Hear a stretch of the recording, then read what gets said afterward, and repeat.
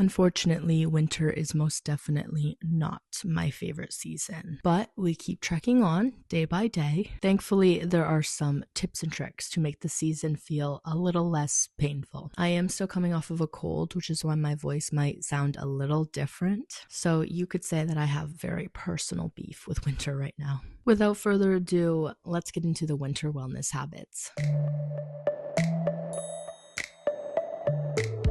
Winter is so much tougher on my mind and my body than any other season. For that reason, I put my moisturizer that I usually keep in the bathroom, I put it right on my nightstand so that I can't forget it. And honestly, sometimes I'll get to my bed and I'll be like, I forgot to moisturize and I don't want to get up. But it's like you miss one day of moisturizing and your hands are cracking. And making sure to do it every day keeps it so that you can actually maintain soft hands and you're not just like doing emergency control once you notice that your hands are getting in pretty rough condition. Another habit that I would totally recommend everyone try is to drink more tea. I love teas. I think it's really such a fun and easy drink. And especially in the winter when it's so cold, having a nice tea, it's nice on your throat. It really is the perfect drink. I understand that it's not everyone's cup of tea right away, but I think if you romanticize it, it really can be such a helpful habit. Like, I would recommend getting some cute cups. I have a lot of cute cups. I have a lot of holiday cups as well, and I got some really cute cups for my birthday that I've been loving using. Half of drinking tea is looking at a mug, so it might as well be a cute mug. As someone who hates driving in the snow, something that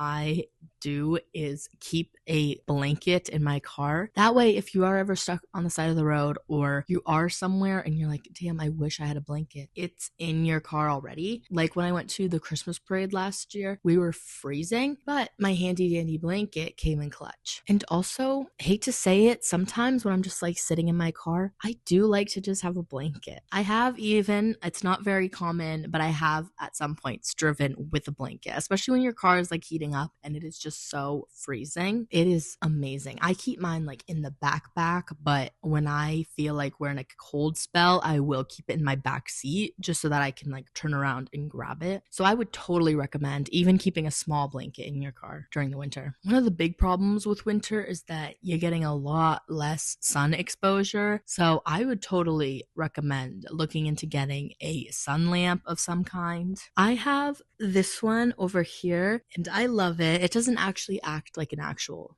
sun by any means. There's no medical benefit to it, but I think just having a nice warm light in your room does something. I think it's like a fake it till you make it situation. I think there are like lamps that have actual physical benefits, and I think that that would obviously be a huge help, but I would assume that those are a little bit pricier. Brains are obviously really smart, but I think sometimes you can kind of trick them, especially when they want to be tricked into thinking that it's a little bit warm and sunnier outside. Speaking of the sun, I have been taking a vitamin D supplement since the end of last year. I don't know if it actually makes a huge difference because vitamins are kind of those things where you take them and you feel fine and you're like, yeah, nothing has changed. But when you stop taking them is when you kind of notice. So I would assume that it has helped, but I'm not going to get off of my supplements so that I can prove it to myself. I also take vitamin C, which I think is really good in the winter as well. Obviously, you don't get a lot of sun, so any extra help is very much appreciated. Something that might just be the grandma in me is that I love to start my nighttime routine earlier in the winter. I kind of view winter as the sun giving me permission to go to bed earlier because she's clocking out early, so why can't I? Plus, I love a night in, watching a movie, watching a YouTube video, laying in bed, laying on the couch. I love it. Bears hibernate during the winter, and honestly, I think we could take a note or two from them. Plus, if I go out at night, I have to drive in the dark, so that is an incentive for me to stay at home. I would also recommend having some type of low impact stretching or yoga or something you can do inside your house, because sometimes I'll tell myself I'll go out for a walk as soon as the weather gets a little better, and I'll check every day and the weather just doesn't get better, and so now I'm just sad. Plus, your house is much warmer than being outside. Similar to the moisturizer tip, but put lip balms everywhere. I have some in my car, in my backpack, in my purse, on my nightstand, and in my bathroom because I cannot have chapped lips. I hate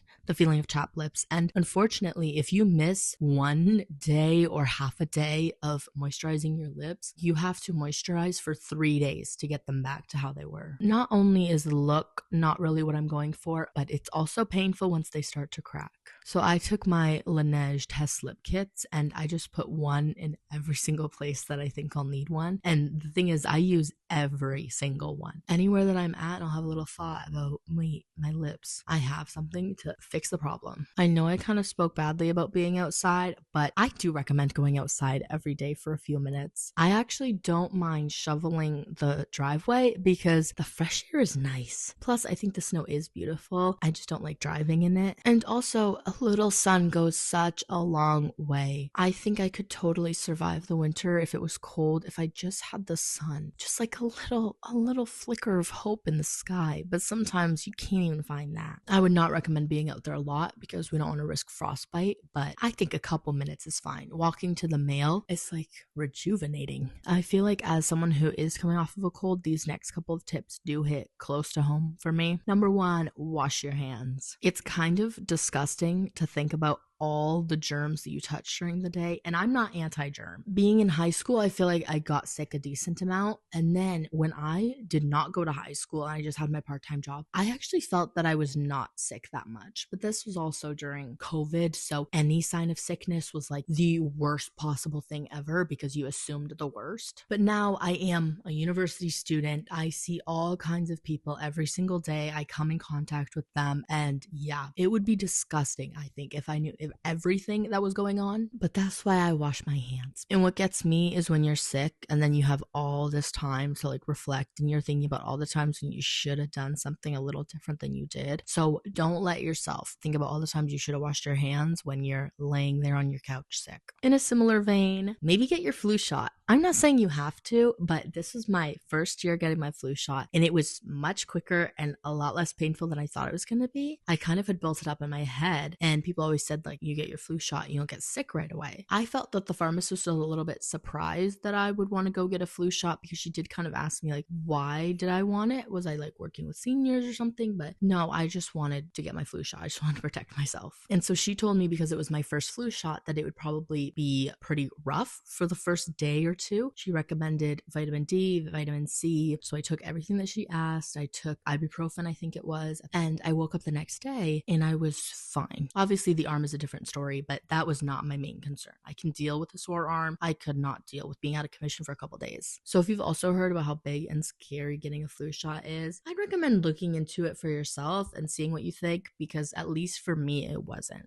This last week, you bet, I had my facial steamer out. This is my biggest hack for when you're sick. Facial steamer saves me. Like the congestion and you're sitting there and you can't breathe, you can't blow your nose, and you're so frustrated. A facial steamer will just clear that right up. It's the same effect as a warm shower, but with like a lot less commitment, a lot less energy required. I'll wake up in the morning and I'll be like, I don't even know if I can go to school right now. I'm so congested. But then I do the facial steamer for like 5 minutes and I feel so much better. Obviously, I'm not perfectly back to normal, but it is a huge help. Plus, it does open up your pores, which is its original intended purpose, so your skin will also look clear. I know that people say soups are a fall meal, but I would petition them as even more of a winter meal. They're quick, they're easy, they're warm, they're good for sore throats. You can pack a lot of nutrients and veggies in them. So overall, they are such a good meal. And especially, I like to take it slow in the winter. This is my season of resting. I take it seriously. I don't want to make extravagant feasts every day. Sometimes a soup is a valid enough meal. Plus, if you just take yours out of a can, 5 minutes flat, you have a good meal. Okay,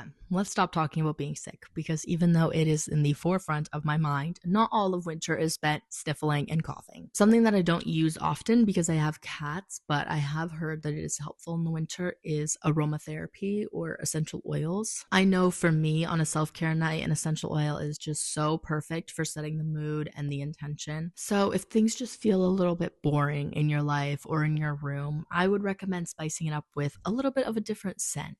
I would also hugely recommend delving into hobbies. This is something that I'm going to definitely get more into this year, especially in the winter. If you're like me and you don't want to leave the house, you got to figure out what to do inside. And there are a lot of cozy hobbies that you can do for a low cost in your own home, like reading, puzzling, crocheting, baking, coloring, painting. I think winter is the perfect time to explore with new hobbies because people set their 2026 resolutions and they made their vision boards, and a lot of people want to try new things for the new year. And then something else that is very relevant to me is finding your fashion in winter time. I think winter is the worst season to get dressed in. No matter, even if you choose a cute outfit that you love, you're covering it up with the bulky coat and boots, and it just sucks. Like, trying to find a balance between a warm outfit and an outfit that actually looks cute is difficult. I have mentioned that I've been struggling with my fashion spark and trying to get it back,